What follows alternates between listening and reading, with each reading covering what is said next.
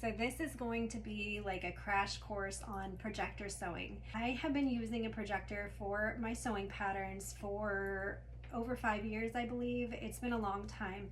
And the reason I started using the projector is because I had a sewing business at the time, and I offered so many different patterns of clothing that I would make. I made like kids, babies, toddlers, adults. Like, I made so many different products, and I needed to have each pattern in every single size you can imagine.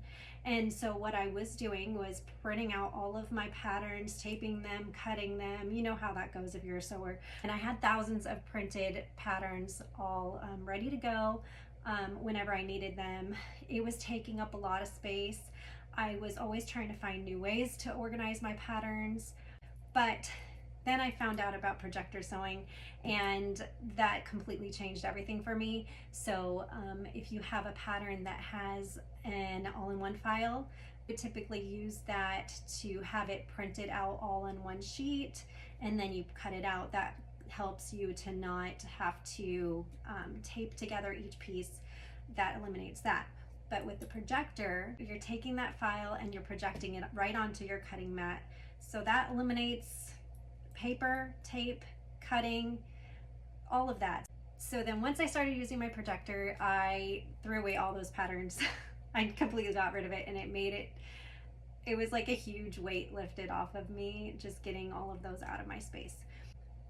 So that's the benefit of having a projector for your sewing patterns. If you have a digital pattern that doesn't have an all-in-one file, then you can use what is called PDF Stitcher, and you can create your own all-in-one file and use that instead for your projector. So there's still a way to do that, even if your pattern doesn't have an all-in-one file, or if it doesn't have a projector file. There's been a few patterns that I've run into that don't have that file, so I actually did that on one of my favorite patterns called the Alley Cat from Little Luxe collection. I used PDF Stitcher for the first time on that, and it worked out so well. Now I need to go through my other patterns and see what else I need to get stitched together. I'm going to show you my projector setup. So I'm going to show you how to connect your projector to the computer and how to screen mirror onto your cutting mat. I also use my projector for other projects. I have used it for appliques. So you could put like any image that you want onto the cutting mat, right, from your computer. So that opens up so many doors for so much creativity.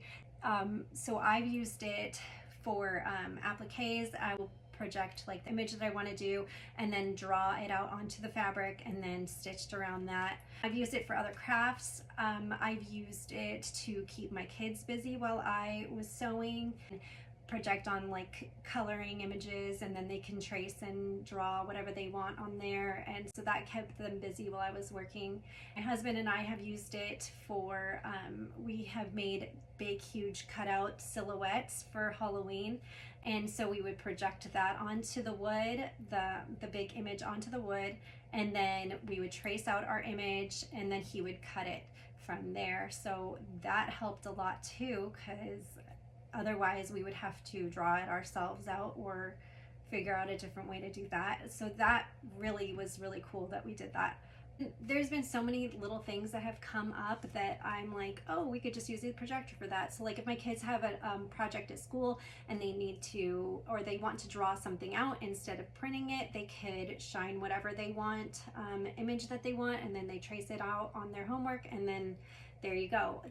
There's like always something that has come up that we could use this for, other than sewing. So that's also such a plus. Okay, let me show you my setup for the projector. So this wood is attached to the wall, and then I have the projector over here on a mount.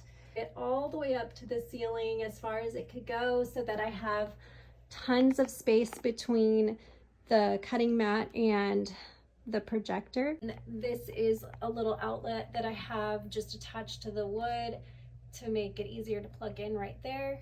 So this is the other side of the wood. I have the hinge for the wood That way I could move this beam around if I need to. But once you have your projector plugged in, you can turn it on.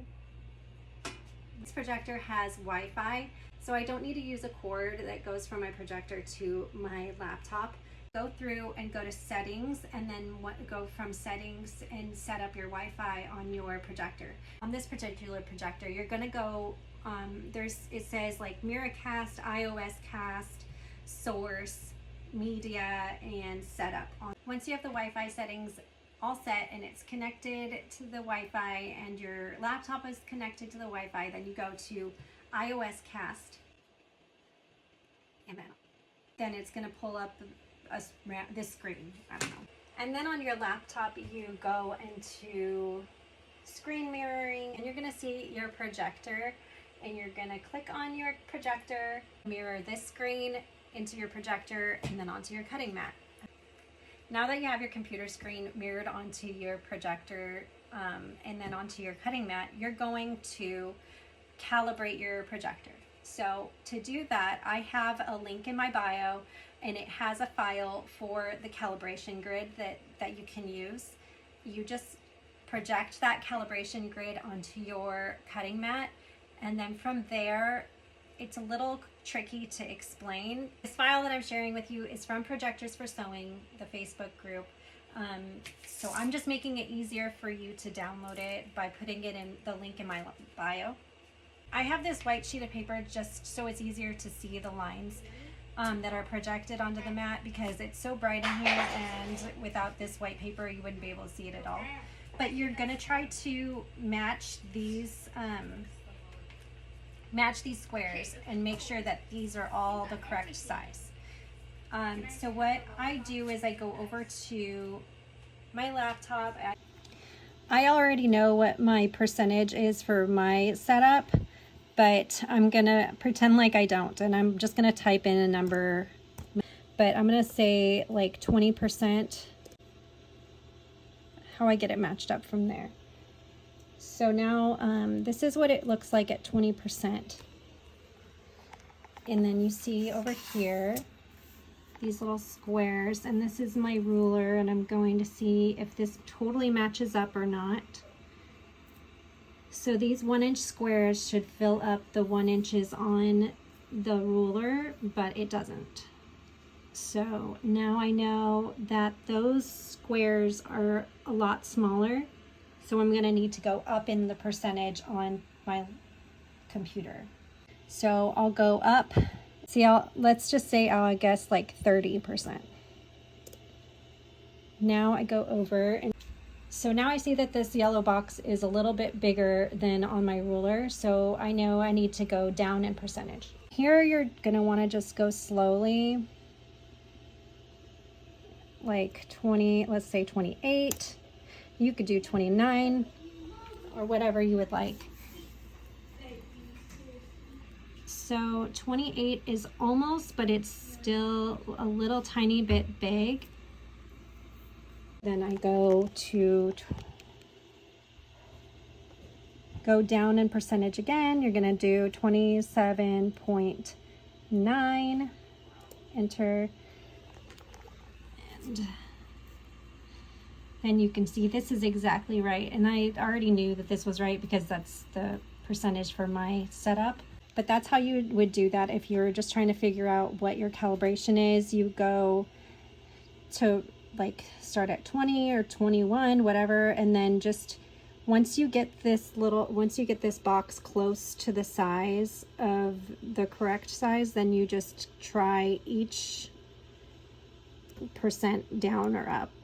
So you could do like 27.8 and see how that looks, 27.7, so on, and just figure out what matches up perfectly.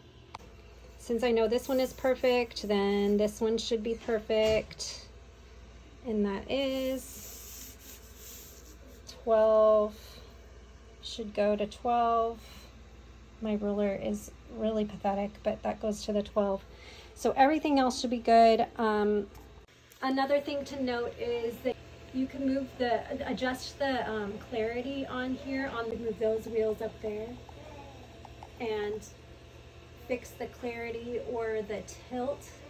If your projector isn't totally straight, then things will be off. So setting up the projector and getting it calibrated really isn't that difficult. Definitely not as difficult as some people make it seem like it is. Really, you're just going to try to make everything measure up. Because if you have your percentage off even just a tiny bit, projecting your pattern onto the cutting mat, then the thing you're working on isn't going to be correct. And you're going to have some sizing issues. But I hope this helped, and if I need to explain anything a little bit further, just go ahead and leave a comment and I will try to explain that a little bit better.